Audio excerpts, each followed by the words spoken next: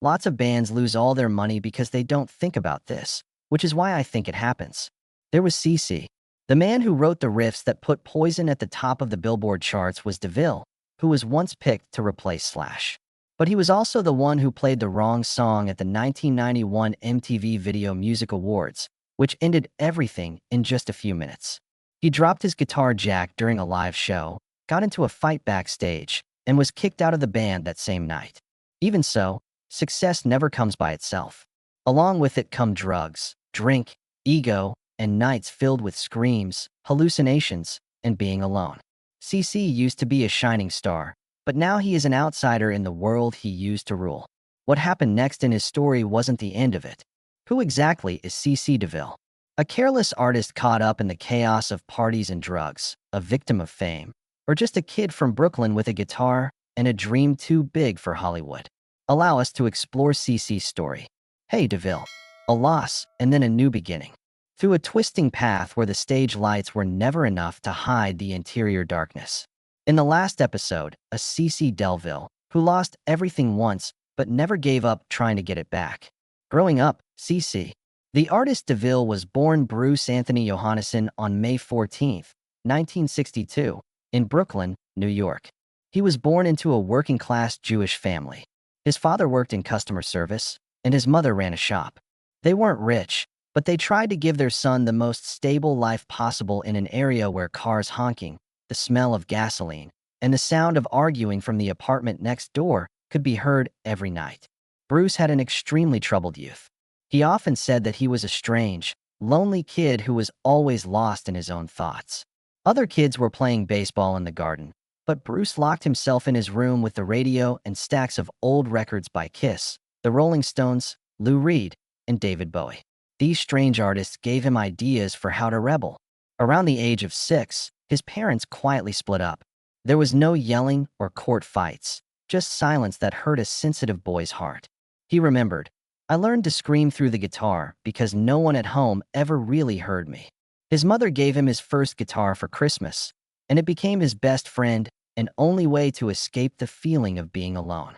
Bruce began playing the guitar on his own when he was 5 years old. No official training, just a strong desire to do it. He practiced so much that his fingers got blisters. He learned chords by looking at the inserts in record sleeves and copying every move he saw artists make on TV. His faith was music, and the stage was the only place he ever felt truly seen. Bruce did not do well in school, but he was not dumb. He was smart in a rebellious way, and he liked breaking down song patterns more than figuring out math problems.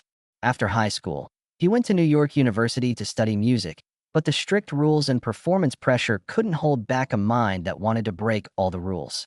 He quit school after only 1 year, which made his family sad. That being said, Bruce saw it as the only way to stay true to himself. He eventually moved out of Brooklyn and stopped going by the name Bruce Johannesson. He left with a few $100 and an old guitar. Los Angeles is a city full of bright stage lights and dangerous traps.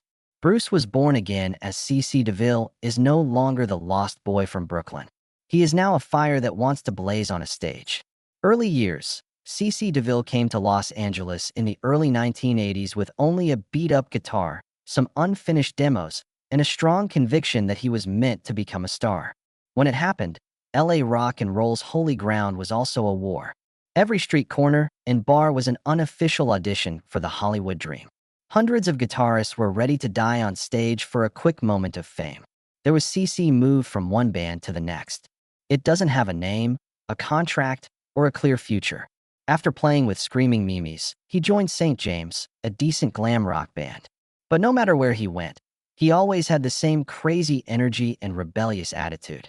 It's possible that people won't remember the songs from small gigs along the Sunset Strip, but they will always remember Deville's loud, cocky guitar. Still, there was a well-thought-out plan behind all that chaos. There was CC. He knew that he wasn't Yngwie Malmsteen or Steve Vai. He didn't depend on being technically skilled. He liked having an identity. The guitar became a performance tool, an extension of his body, and a way to tell stories. Among a group of skilled but unremarkable actors, Deville decided to be the one that you couldn't ignore. The chance then came up. Poison, a growing band, held auditions in Los Angeles in 1985 to find a new lead guitarist to replace Matt Smith. One of the candidates was Slash, who would later become famous for his work with Guns N' Roses. The cut didn't include Slash, though. Poison's glam look, which included makeup, hairspray, and a dramatic flair, didn't go with his rougher style. After that, CC Deville came in. He didn't just play a crazy audition. He also came up with a new riff that would become the famous opening to Talk Dirty to Me, Poison's big hit. In the future, Bret Michaels said, "As soon as CC hit that riff, I knew we were hearing something different. Feeling fresh and untouched, it was decided to use CC. He went from being a wanderer living in seedy clubs to a full-fledged part of a band on the rise. He didn't just bring his guitar. He also brought chaos, conflicts, an extreme way of life, and the first of many sparks that would eventually consume the band. Good luck with your Poison job." When he joined Poison in 1985, CC. In Deville's case, it was the golden age of glam metal. Everything was over the top, including the guitars, the hair, the feelings, and the anger. Not only was he the lead guitarist, but he was also the most dangerous member of the four-man band. He was what made Poison stand out from all the hairspray bands and foundation-covered faces. Their first big hit, Look What the Cat Dragged In, 1986, was their debut record, even though it wasn't made on a big budget and didn't have high hopes. There was CC. He wrote the famous starting riff to Talk Dirty to Me, a song that became a glam metal anthem and Poison's signature hit. He also wrote songs like I Want Action and I Won't Forget You, which showed that he could write simple but powerful melodies that young fans at the time couldn't get enough of. Spiked hair, tight leather clothes, and a burning BC plenty of guitar, CC wasn't just a singer. He was a show that came to life. In the late 1980s, Poison came out as rising rock royalty. Their second record, Open Up and Say Ah, came out in 1988. With over 5 million records sold, it made them one of the best-selling bands in America. Deville, who was now fully in charge of his part, continued to leave his mark with flashy riffs and solos in Fallen Angel, Nothing But a Good Time, and especially the #1 ballad on the Billboard Hot 100, Every Rose Has Its Thorn. Even though Deville wasn't the main writer, he was the inspiration behind the sad guitar breaks. It became a raw anthem of sadness for a generation, taking a cheesy love song and making it a hit. Flesh and Blood, Poison's third record, released in 1990, was an attempt at musical maturity. It mixed hard rock with more serious stories. Deville was a big part of making songs like Unskinny Bop, Life Goes On, and Something to Believe in sound the way they did, even though there were growing problems within the band. It only took a few notes played at the right time with the right feel for people to remember the song. He didn't need fancy solos. Restrained behavior came from the person who was known for being too much. Backstage, CC. For Poison, Deville was her internal combustion engine. He jumped on amps, turned around, aimed his guitar at the crowd like a gun, played with his teeth, and broke every rule about how to act. He enjoyed the present and drew people into a world where rock wasn't just music, but a loud, bold way of life. Other band members couldn't match his stage presence. He was Poison in its purest form, beautiful, crazy, and not sorry. Although, behind the lights and makeup, the first cracks started to show up right then. Deville was getting deeper into a lifestyle that he couldn't manage. He would disappear into the bathroom for hours at a time, making recording sessions last longer than planned. His fights with Bret Michaels over noise levels, set lists, and even who was the real face of Poison got worse during shows. While Cece's unpredictability used to be part of his appeal, it had become too much for her to handle. Still, CC Deville helped make Poison famous as a glam metal band by shaping their sound, image, and irresponsibility. His first 3 records with the band sold more than 15 million copies in the US, putting them in the same league as big bands like Bon Jovi, Def Leppard, and Metallica. If you get high for a long time, though, the crash is always painful. Additionally, for CC, Dear Deville, the end didn't happen slowly. It happened all at once, as seen live by millions, and no one saw it coming. Peak of strife and firing. As early as the 1990s began, the lighting that had made Poison a rock star was now blazing down on the people who had lit it. The band's popularity was still shown on the charts, but a war was going on behind the scenes that was getting worse every day. It all started with CC Deville, Deville and lead singer Bret Michaels' fight got worse and worse until it could not be fixed. Their arguments weren't just about music. One wants to keep the natural, raw chaos. The other wanted to grow and was moving more toward a younger hard rock style. The smallest things caused them to fight. Who had more attention on stage? If the guitar made it hard to hear the vocals, it got heated over who got to enter the room first. And when both of them were high on cocaine and hard booze, even small disagreements could turn into full-on fights. In the book Nothing But a Good Time, CC, Bret Michaels himself said those things. Was high, and I was wasted. That guy hit me. This time I hit him back. Our argument happened because I couldn't hear myself sing because his music was so loud. There was a time when everyone was worn out and no one could keep it together. When they were on tour in 1991 to promote Flesh and Blood, things really heated up and turned violent. Backstage at a show in New Orleans, Deville and Michaels got into a fight. Because of how bad it was, the band had to cancel their next shows. It became common knowledge that Poison was breaking up when rumors started to spread in the news. If a bomb was about to go off, CC Deville struck a light. After that, it did go off. The 1991 MTV Video Music Awards were one of the biggest music shows ever shown on TV in the US. Millions of people watched live, and Poison performed their new hit, Unskinny Bop, in their usual flashy clothes. The music, on the other hand, made everyone freeze. Not the new song, but their old hit, Talk Dirty to Me, was being played by Deville. This wasn't a mistake. It was an open slap in the face to the band and their advertising. Poison had worked hard to keep up a professional reputation. When Deville's guitar jack came loose in the middle of the show, things went horribly wrong. The sound faded. The show had to end. It was the first time in the show's history that host Arsenio Hall had to come out and welcome the band. Deville and Michaels argued again right away backstage. Otherwise, there could have been bloodshed if security hadn't stepped in. That night, there wasn't a band meeting or major announcement. There was CC. People immediately kicked Deville out of Poison. After a few months, things got worse during a live airing of pirate radio on a Saturday night. While Bret Michaels was being interviewed, Deville suddenly called in and yelled at and argued with Michaels on radio about what he had said in public. Lines that cut like knives were used by the Los Angeles Times to describe the conversation. Newsweek reported that you were looking for a musician who wasn't into drugs. The drugs weren't in the conversation. People who could keep their cool were what I meant. You even admitted that you were losing control. The fight on radio was never actually shown, but the tape quickly spread through the music business as a sign that one of the worst founding teams of the 1980s had finally broken up. Once that happened, CC got rid of Poison. New guitarist Richie Kotzen joined the band, and things went on. Deville, meanwhile, worked hard on his solo project Samantha 7 to avoid becoming forgotten. But the split between him and Poison, especially Michaels, didn't look like it could be fixed at the time. The question could only be answered by time and sound, as always. Do you think it was the end or just the beginning? Breakdown, rebirth, and reunion. A lot of people saw the night Poison fall apart after the 1991 MTV Video Music Awards. There was CC.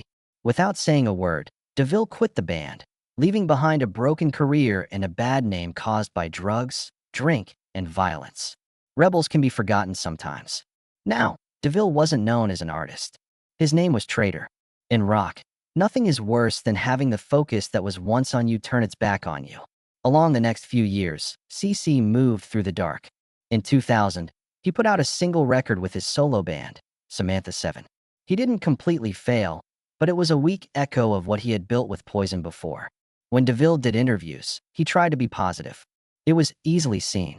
Behind the familiar sarcasm was a soul that was tired and battling with being alone and lost. As the grunge wave took away what little glam metal was left in the mid-1990s, most of the bands with the messy hair and makeup had stopped playing. Then something that no one saw coming happened. Band Poison, which was thought to be dead, revealed that they would be getting back together. They first got in touch with CC Deville. Everyone thought Deville couldn't do it, but he did it. He stopped drinking. His mind slowly and quietly became clear again. Going to therapy, being honest with himself, and finally getting a call from Ricky Rocket. There were no stage lights, egos, or glitz. Simply a question. Feeling fine? Poxy and CC. For the Greatest Hits tour, Deville finally got back together. There wasn't a successful return. friendship, mercy, and the strength to get back up after everything were put to the test. There was CC. He put his old guitar and wary eyes on stage for the first time in years. After that, cheers broke out. People hadn't forgotten about him, and he didn't miss a note this time. But recovery isn't always easy. In 2000, things got worse again because Deville wanted Samantha 7 to open for Poison on tour. Bret Michaels said no right away. Anything poisonous must be completely poisonous. Deville abruptly quit the band without saying a word because he was upset. Michaels remembered later that he had driven him back. We smiled, hugged, and said, "See you in a few weeks." That was the last time I heard from him. But after only 2 weeks, Deville came back. Not with a sorry, but with the truth. Playing with my band for 18 people or with Poison for 18,000 people is what I can do. One thing was for sure, he and the band got it. Although there had been many fights, CC. Without Deville, Poison would not have been the same. It wasn't about revolt anymore at this get-together. It had to do with letting go. They stopped attempting to change one another. They learned how to live together even though they were different. Deville was sober now, quieter, and focused on music with a calmness that he hadn't felt before. Now that he wasn't making trouble, he was just keeping an old flame alive. He is now careful with the flame that burned him before. Thereafter, CC. For many years, Deville has been with Poison on all of their big tours, compilation records, and reunion shows. That made the glam metal age come back. The people there didn't just see him as an artist this time, though. They saw him as living proof that some fires need to be managed so they don't kill you if they can't be put out. Personal life. When he wasn't on stage, CC Deville was the wildest rock star you could imagine. There are a lot of incidents, parties, and relationships that don't last. He hardly remembered many of them. Behind his stubborn appearance, though, was a soul that was always yearning for real connection, something Deville rarely had during his best years. In the mid-1990s, CC went back to Poison after giving up drugs. Slowly stepped away from the press, choosing to live a healthier, less public life. He was tired and also excited about something new that had come into his life. Families. In 2007, Deville and his lover of many years, Shannon Malone, had their first child, a son they named Valentino. No big song or tour was the real turning point. It was when a famous guitarist saw his new baby and knew that his life would never be the same again. In later interviews, Deville stated that he had left the chaos of Hollywood for a quiet home by the ocean in California. No more parties that last a whole week. Instead, drop-offs at school, family time, and playing guitar for fun, not because you have to. Shannon, Deville's quiet partner, hasn't been in the news much, but she is known to have been there for him through both the crisis and the healing. She was more than just his girlfriend. She was the one who kept him from going crazy again. CC hasn't been in many love scandals since she started a family, which is almost unheard of for a rock star who used to be in a lot of them. One time, he told VH1 that even though he wasn't officially married to Shannon Deville, it was still a full home where he didn't have to act or put on the mask of an artist. He was a father, a lover, and a man who had been through hell and chosen to keep the parts of himself that were still there. Many people died too soon, marriages ended badly, and people had personal tragedies in the rock world. Right now, in his 60s, Deville has chosen to slow down and live a good life. It may be his last act of rebellion, but this time it's to stay true to who he is. While Deville isn't the guitarist who jumped across the stage in shiny leather clothes like he did in Poison's Head Day, he hasn't gone away either. Instead, Deville is different now. It's more grown, quiet, and deep than ever. His partner Shannon Malone and their son Valentino live with him in California. There, the spotlight has been replaced by the soft light of normal life. We're there in 2024 and 2025. Even though he doesn't do big shows anymore, Deville has stayed very involved with music. All of Poison's original members, including Deville, were supposed to go on a big reunion tour in 2025, but the plan was shelved when lead singer Bret Michaels took some time off to focus on his health, especially managing his diabetes.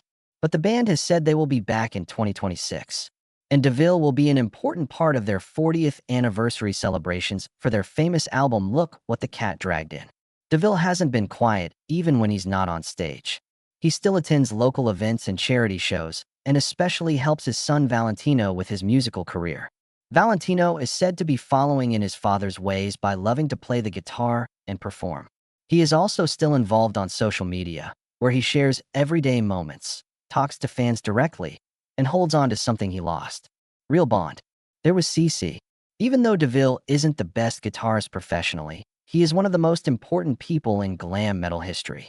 From Talk Dirty to Me to Unskinny Bop, the songs he made not only defined Poison's sound, but also the sound of a whole generation of musicians who grew up with MTV, Hairspray, and all-night parties.